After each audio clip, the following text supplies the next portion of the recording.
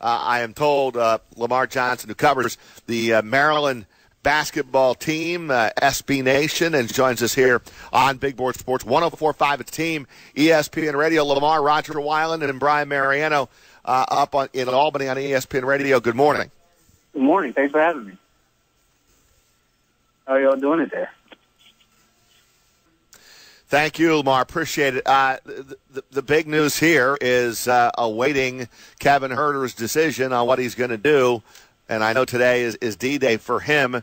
What do you know? What are you hearing about Kevin Huerter and him going to the NBA or returning to Maryland?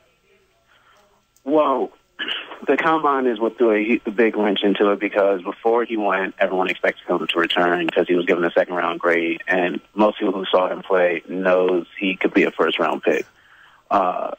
He showed just that at the combine, so he's bunkered down. There's not much coming out of this camp right now.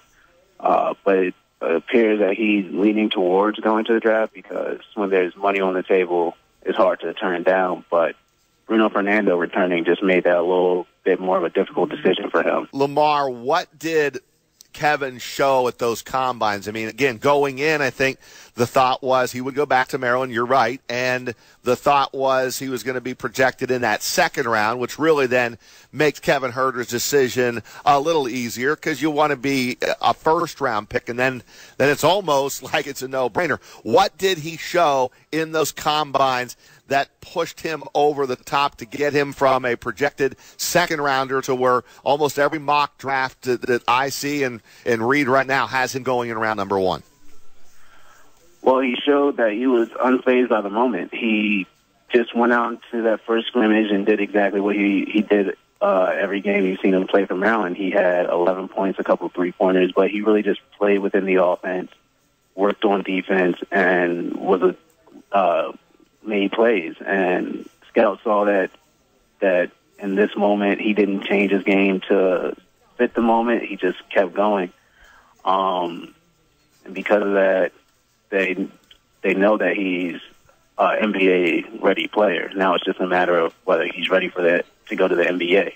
Lamar Johnson of SB Nation joining us here on Big Board Sports 104.5 The Team. Lamar, looking at just the size of Kevin Huerter, he's got the height and the wingspan to play at the next level, but what are kind of the criticisms you would see for him to jump to the NBA level after his sophomore season? It would just be a matter of whether or not he could do it consistently at the next level. And the other thing is, you look at a guy like Jake Layman from Maryland a couple of years ago, who plays essentially the same way that Huerter does, minus some of the defense, but is stuck behind a couple players on Portland.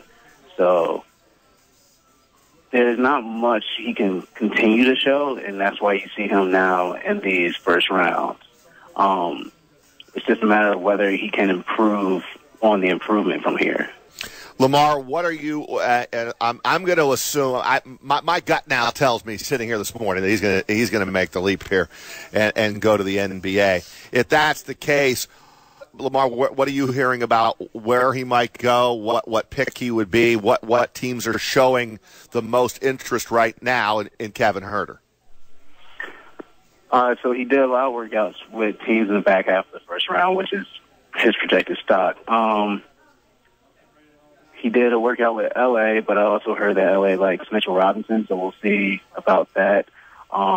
He left his Utah workout, which could mean either he's leaning towards coming back or he just wanted another day to make a decision.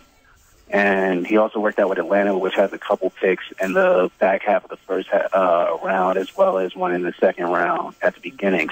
Thank you to Lamar Johnson, and we apologize for a little bit of the gremlins and the technical difficulties that we had at the end of that interview.